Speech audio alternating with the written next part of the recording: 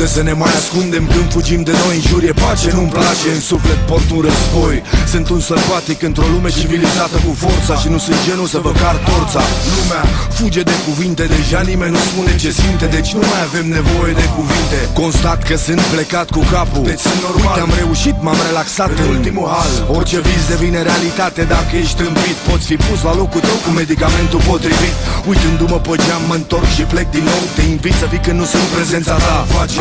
Prietenii care mă acceptă cum sunt mă plictisesc, iar pe cei care fug de mine nu-i mai găsesc. Dacă mi-aș permite să fiu cum sunt, n-aș mai scrie și m-aș duce să vin de 10 ori pe zi la pușcărie. Gândesc la rece când inima fierbe, sunt un intrus din propria mea lume, mă simt exclus, plec departe.